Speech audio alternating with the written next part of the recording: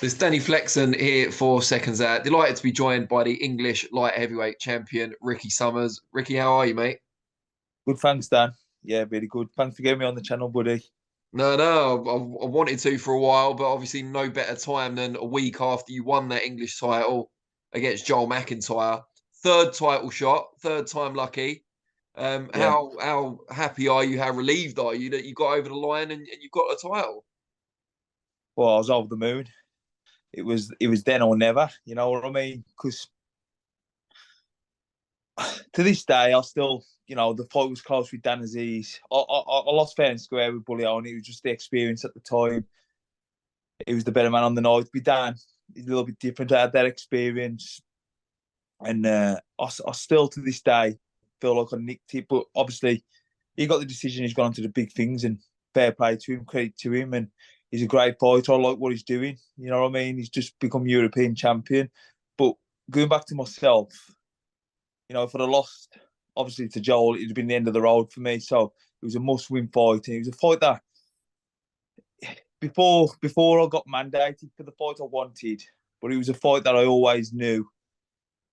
Without no disrespect to Joel, Joel's a good fighter, but I always knew I was better than him. I always knew. When I got mandated, I thought, yes, this is definitely my time. Yeah, I mean, he's known for having obviously a big punch, but your chin's proven you've been Yeah. the distance in all your defeats. That was never a major concern, I'm thinking. No, but yeah, going back to him, if you look on BoxRec and you look at his record, he hasn't got many stoppages, so you wouldn't think he was a puncher. But I have got to say, yeah, his power is real. Like he's probably, I'd say, he's the biggest puncher I've been in with. Wow. Not the best. I'd say Dan Azeez is the best I've been in with, but I'd definitely say he's the biggest puncher I've been in with. But I was told this in the lead up to the fight, and I Mm. thought, well, he ain't got many stoppages. And I had a He can little dig a talk with bit him though. after. Yeah, he can really punch. As you can see, I've still got a bit of a black eye, but I've got a granite chin, so that stood me well.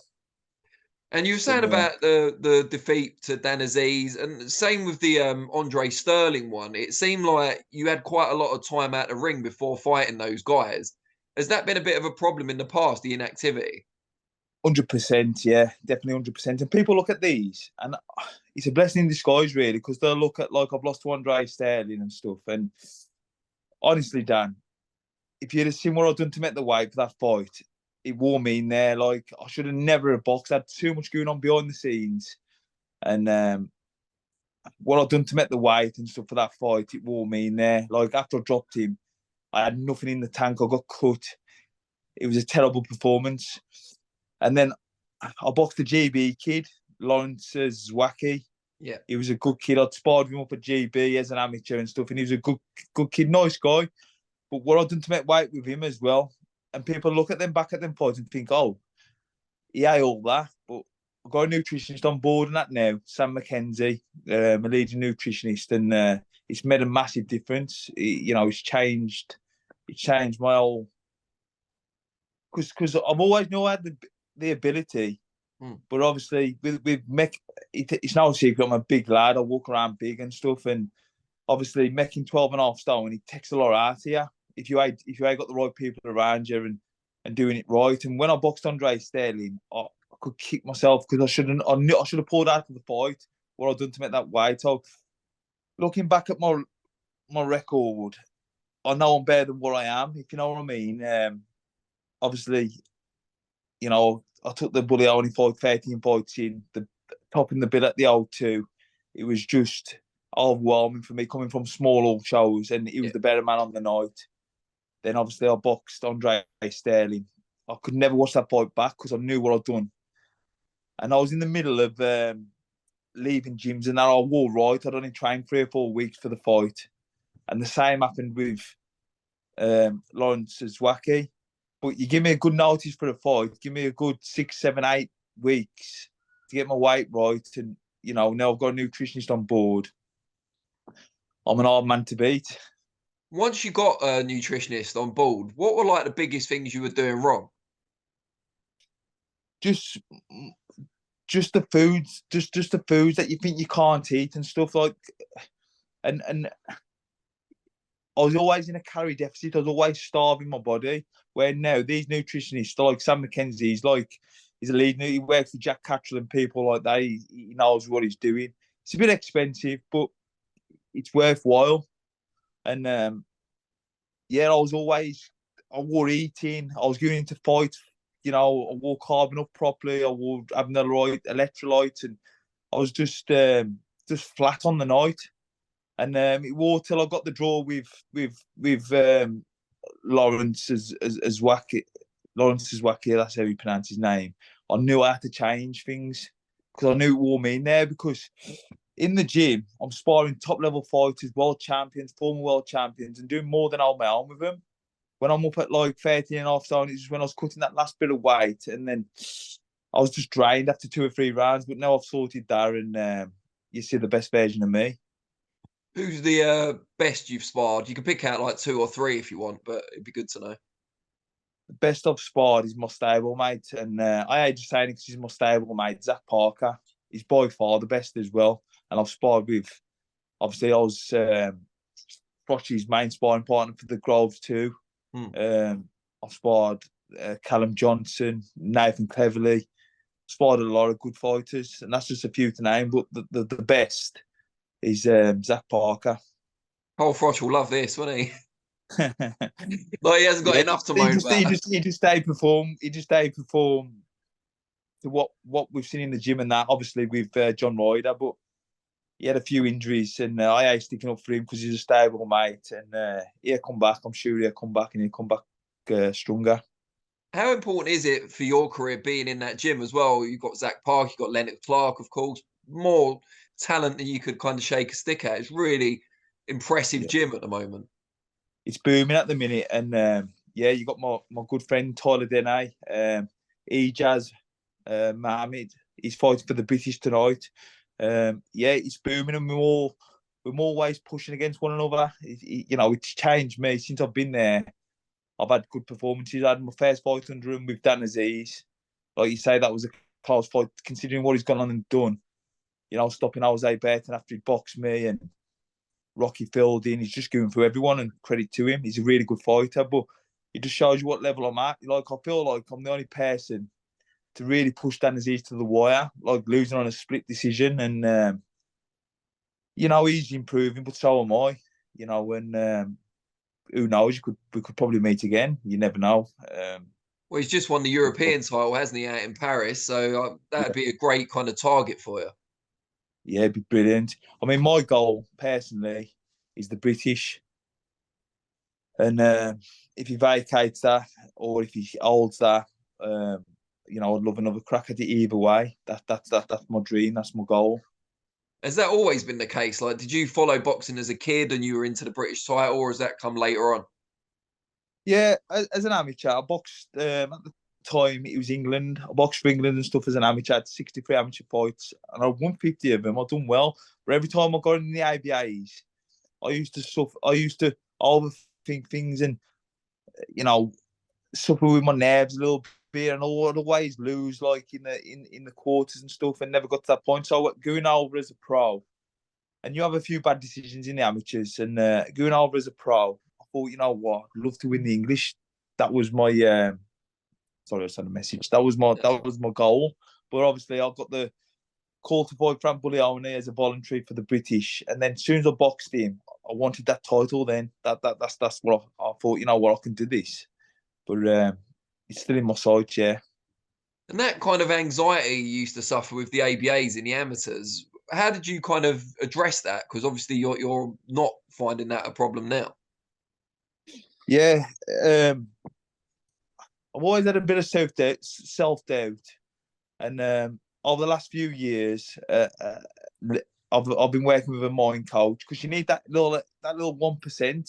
All the great fighters do it, and like yeah, I've been working with a good mind coach, Lee Sports UK. I think he's on the Instagram. He's a good guy. He's a good friend of mine as well, and he's been a big part of the last few years, just working on the mind and how to approach them. You're 35 now. Yeah, but a very fresh 35, I think it's fair to say. How much longer do you want to carry on for? I'm just gonna carry on till I have a bad night, or I find out I could do it no more. Because I boxed Dan Azeez, and then I got married to my wife, and I was gonna box again, but it was always in the back of my mind. Like I always thought, well, look what he's gone on to do now. And I still to this day, I mean, he probably hates me saying this. He probably hates me, but still to this day, the fight on YouTube, still, look, I never got robbed. It was a really close fight, but I still thought, when you're in a fight and you think that you've won, I come out of that point thinking I'd won. And it's what pushed me back into boxing. So I had a tick over fight. Been very inactive, and had a tick over fight, but I never sparred. I had a perforated eardrum in the lead up to it. Never sparred, and I boxed a kid called Edgar Snoid, won on points, and then obviously the board made me mandatory for the English, and then obviously just beat Joel McIntyre. So we just want to push on now, just get the biggest fights possible. And if it is a British title shot either next or later this year, if Dan Azeez vacates, who do you think would be in the opposite corner with you? Who would they mandate? Oh, it's an hard one to say. I was looking at the rankings like the other day, Hmm. and obviously you got Callum Smith, he's world level, Buatsi world level, Yard world level. You got Lyndon Arthur's Lyndon about to go Arthur, for the you got IBO Lyndon title. Arthur. Yeah, that he's going for the IBO. I think he's pushing on to world level. Then you got Shaq and Peters. That could be a possible fight. And then like below myself, you got the kid from up north. He did call me out on my Instagram. I've seen it. Mickey Mickey Ellison. Ellison. Yeah, possibly him. Who else is in there? Yeah, whoever the board mandate. Like I've never avoided any fights, So whoever they put up, I'd fight. And then should you win that Lonsdale belt, obviously that was the ambition since you had the defeat to Bullioni. Then you'd have to have new ambitions. And then do you look towards the world scene? Do you let yourself kind of dream of that possibility then? If it come up, yeah. Like I say, I ain't shy. I ain't shy of a fight. I've always accepted any fight that's been offered me, and yeah, we'd soon take that. We'd soon take, that'd be a dream come true. But like my dream is the British. Just concentrate on that, and then take one fight at a time. Tell us a bit about your life outside the ring as well and outside the gym. You said you got married not long after the Dan Azeez fight. Got kids. What do you get up to when Yeah. you're not in the gym? I'm a family man when I'm not in the gym. I've got twin boys. I've promoted this a lot just as recent. Like my one lad, the mate now, my one lad, he's 8 and he's still non-verbal and he's got autism. And yeah, I'm just a family man. Like I don't really get up too much. I'm just here now. I'm at my holiday home. We come down here a lot, as you can see. Jodie's mum's got the boys, so I'm on a bit of a break. And I just like to spend time with my wife and the kids.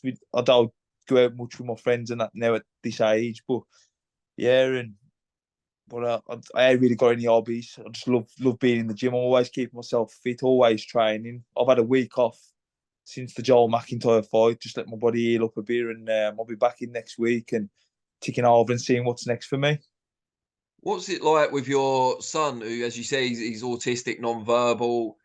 Is it kind of an inspiration? I mean, it must be challenging, of course, but is it an inspiration as well, what he's fighting through? 100%. Everything I do is for them as well. And it just that it's my other son, Shay. I've got Vinny and Shay, but Shay, his life's so restricted because of his brother. Like he's non-verbal, Vinny. He's in nappies still, and like even just going to the just going to the shopping, it's so hard. So my other lad, it's restricted a lot with what I can do with him, unless I'm on my own with him. But we like to do things as a family. We've got a care. I've got mum and dad out here, bless them. They passed, but my sister helps out a lot, like looking after Vinny, gives us a bit of respite. But yeah, it's very hard. So boxing becomes easy to me. Like with the Joel McIntyre fight, it was like really late. I think we didn't enter the ring till about 11:30. But because I'm so used to not lack of sleep, I was tired before the fight. I ain't gonna lie. I was like, fuck me, man. I'm on last year. Like it's really late. It was a small old show, and I was thinking, what time is it? And it was getting on. But my mind's strung because I'm used to not sleeping with him. He's up at he has 3 or 4 hours a night, so I think that's.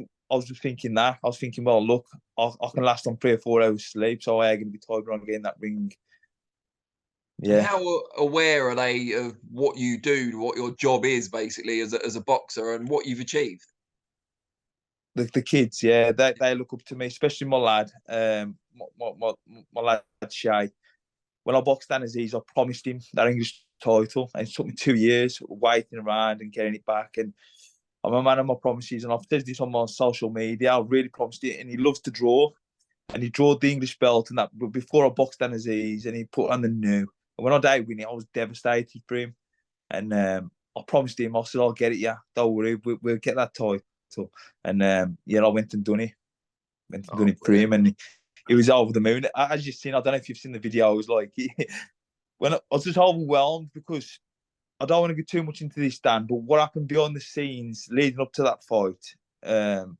99% of people won't box. I had a slight injury in November. It took me out of the fight with Lyndon Arthur because we had that fight in the pipeline.